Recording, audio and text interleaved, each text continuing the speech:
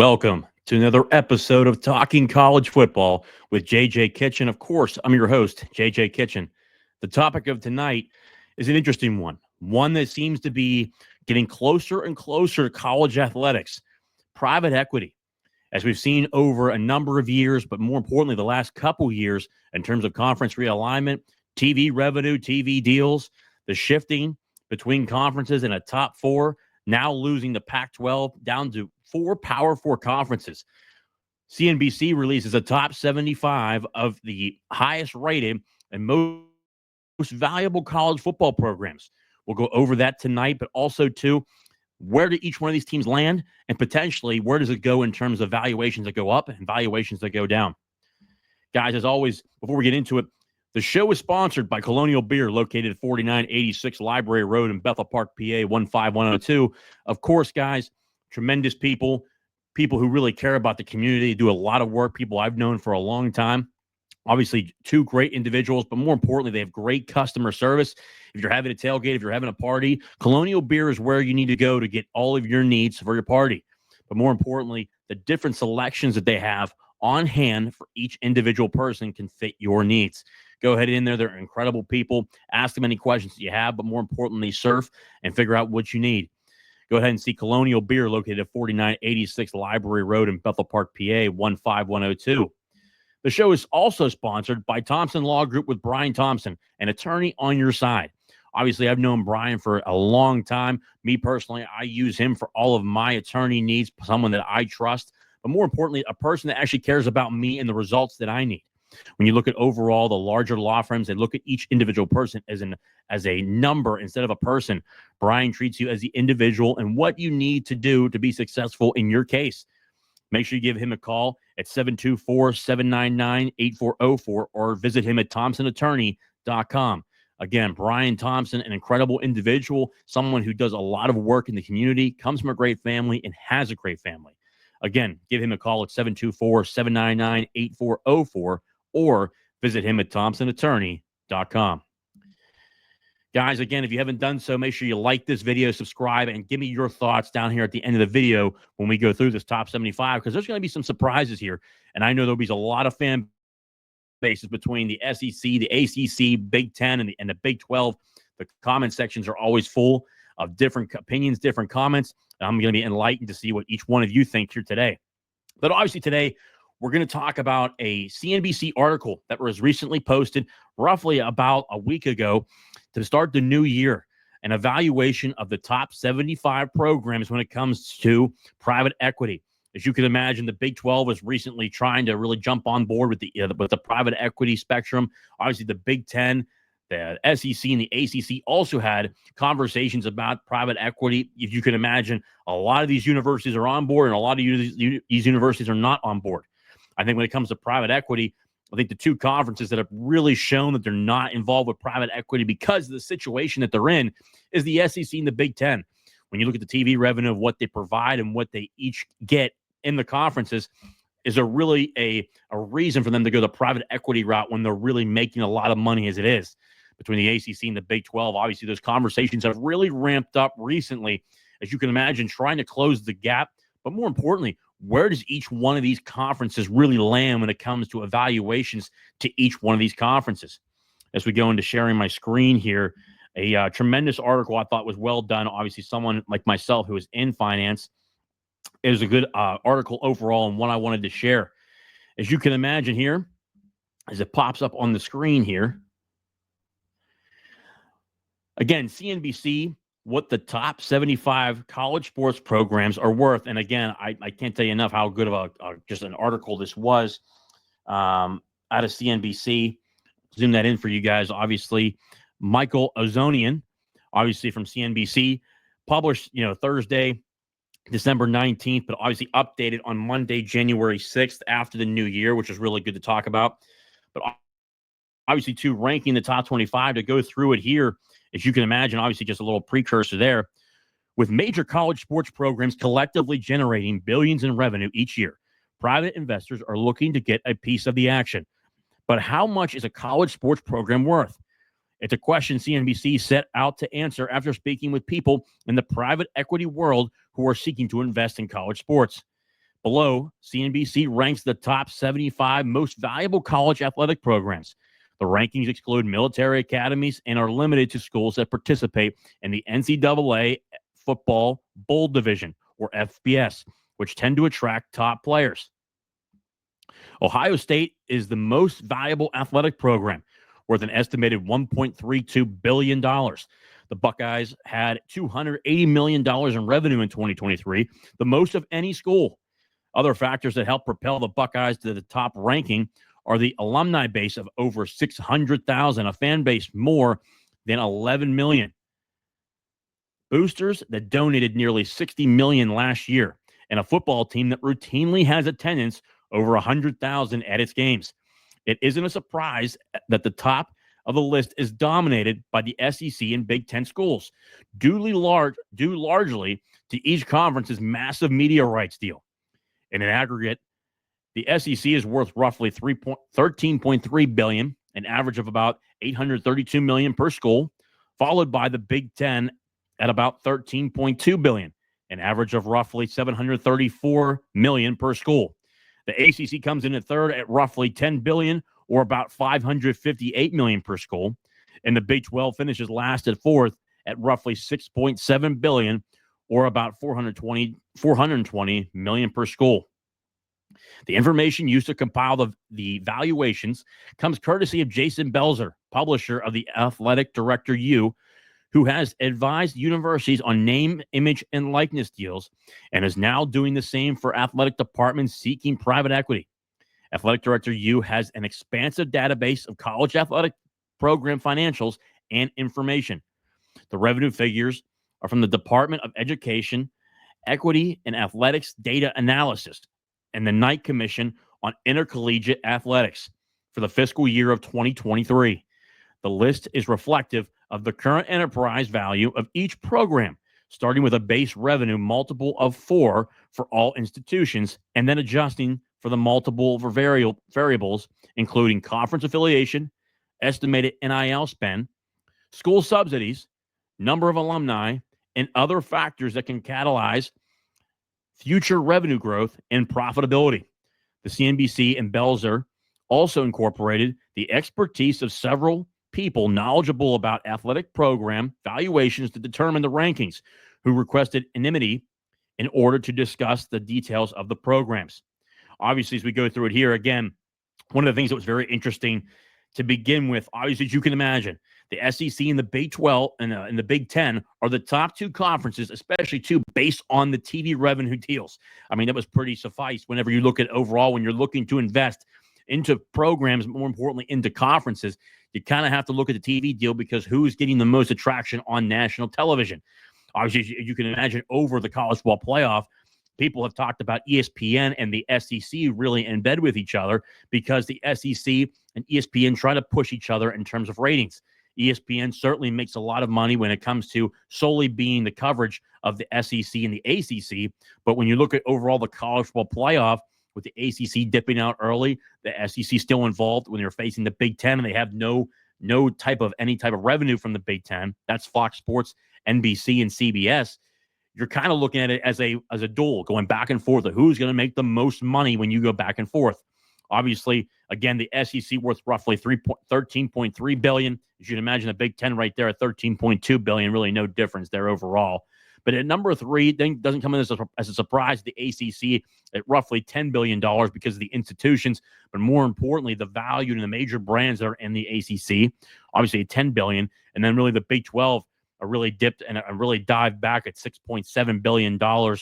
Overall, when you look at it, $3.3 billion difference.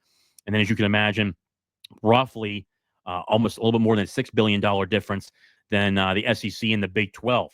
But when it comes to the top 75, as you can imagine here, they talked about Ohio State number 1, but who else is here? At number 1, you had at $1.32 billion Ohio State. Obviously at number 1, University of Texas. Obviously at number 2, Texas A&M. A lot of people maybe don't really realize that, but they are a wealth factor when it comes to actual revenue for the program. Obviously the oil money that's down there. More importantly, their fan base, their alumni. Again, we talk about that from a ranking perspective. CNBC talked about that here, referencing that. Coming in at number 3, the University of Michigan at number 4, University of Alabama number 5, Notre Dame at number 6, Georgia at number 7, Nebraska at 8, Tennessee at number 9, and to round out the top 10, Oklahoma. From 11 to 20, you had Penn State valued at $924 million, USC at $923, LSU, the University of Florida, University of Wisconsin, Clemson University, Oregon at number 17, Arkansas at 18, Kentucky at 19, Auburn at 20. That's really your top 20, and obviously finish out the top 20, Auburn at $772 million in terms of an evaluation. I mean, you look overall, when you look at each aspect of these organizations and what they look like, and just more continual growth, the biggest thing is I think you can see a lot of these teams go up or down depending upon where they land on a consistent basis, where they move in terms of athletic success and football. What do those continue to look like? I think that can really adjust back and forth a lot. From 21 to 30, Iowa at number 21, $747 million valuation. Michigan State, Stanford, I should imagine Stanford up there with their alumni, their endowment, everything they build off of. When you look at the overall sports in terms of what they look like from a non-revenue perspective, they have probably some of the best non-revenue sports out there.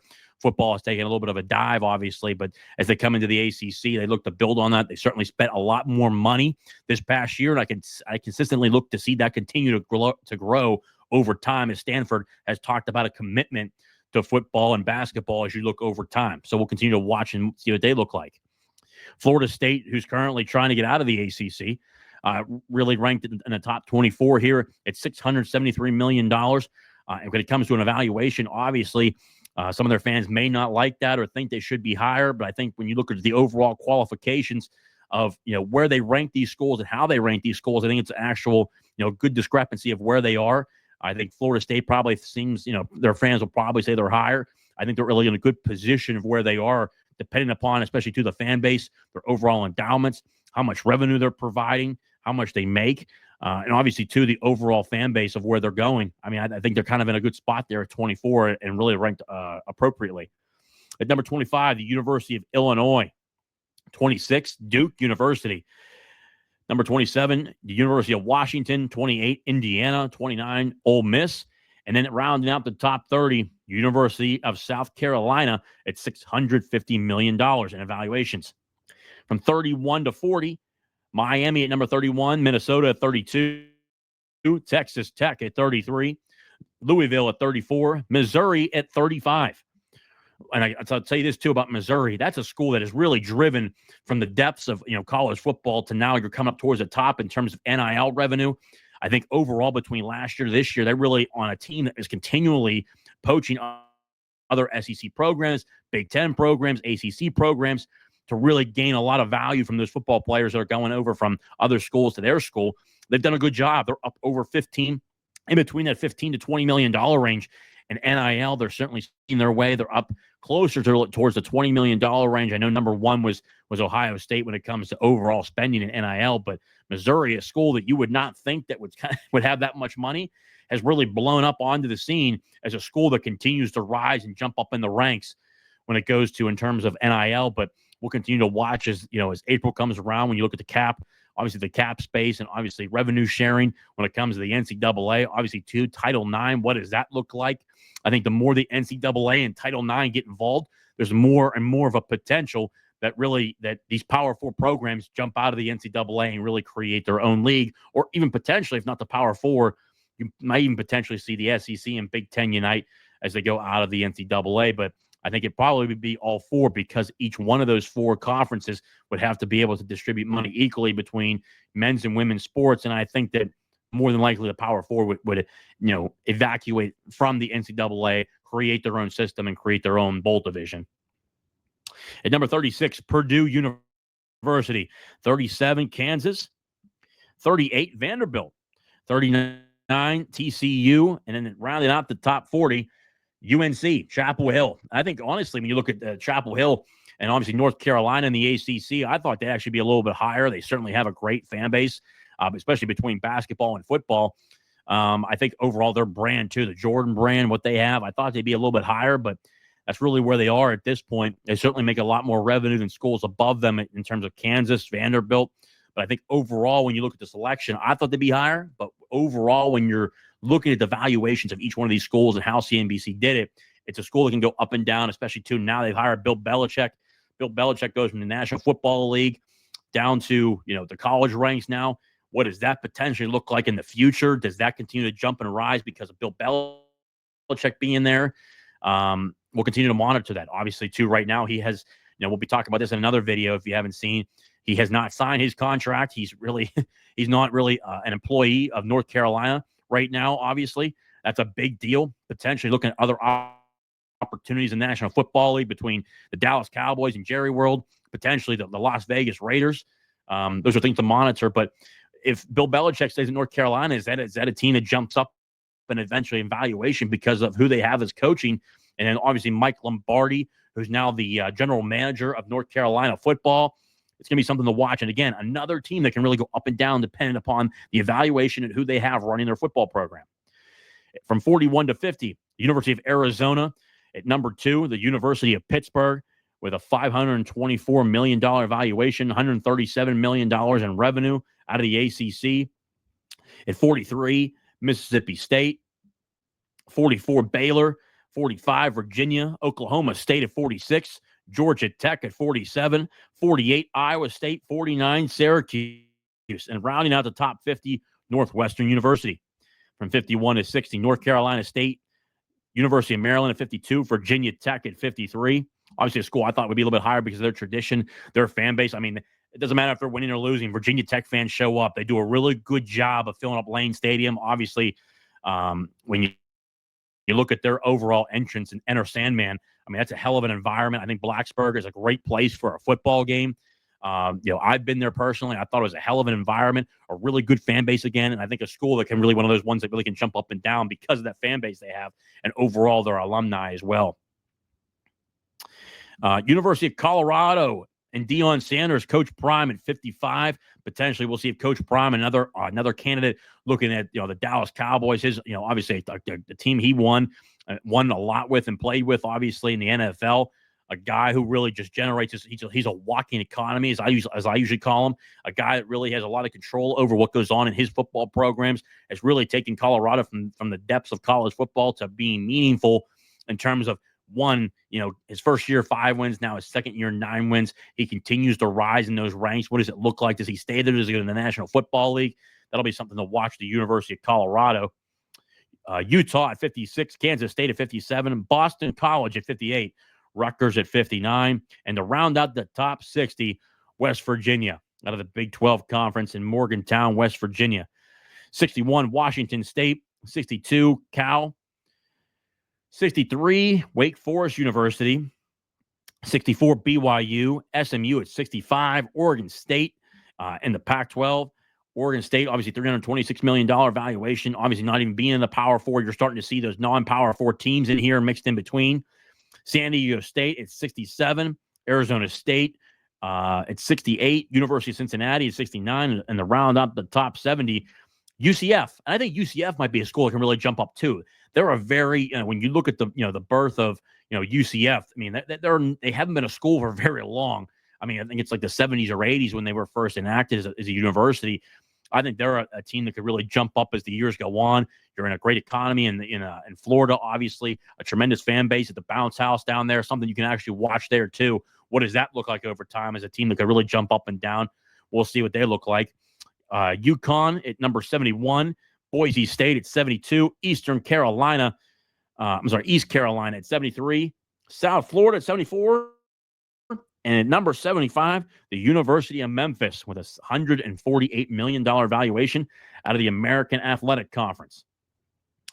Again, and it says down here, correction, this story has been updated to correct the valuations of North Carolina State, which is worth $481 million, and for Ohio State, which is worth 1.32. Okay, those are corrected in those rankings that we just talked about. It also corrects the rankings of 16 schools on CNBC's lists and corrects that BYU is a private university. This story has been updated to correct the aggregate valuation of the ACC conference, which is worth $10 billion or about $558 million per school. This story also corrects Indiana University in Bloomington, Indiana.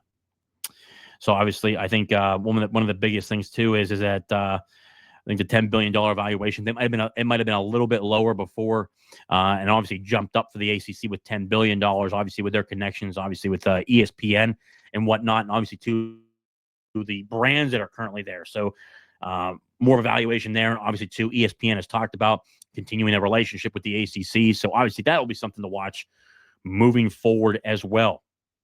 But crazy. That's the top 25 when it comes to valuations and college athletics. Guys, obviously, if you haven't done so, talk to me. What do you guys think is some of the crazier ones that you saw from the top 75? If you haven't done so, like this video, subscribe to the channel. All that stuff's free. We'll be dropping more and more content, obviously, between the ACC, the Big Ten, the SEC, and then obviously to the Big 12. I want to hear your ideas in the comment section and your opinions. Who was the biggest surprise in the top 75? Who should be higher? Who should be lower? And where is your school ranked? And do you think that private equity will be joining college football? Because I think it's the more we go on in college football, the more there's a chance to go make more money. And I think we've seen enough before. College football is really about money anymore, and less about the relationships and the transformations, but more about how much money can I make? Guys, as always and forever, truly cannot thank you guys enough for supporting the channel. The channel continues to grow. Again, subscribe to this channel, like the video, and more importantly, as always and forever, hail to Pitt and hail to the ACC. I'll see you next time.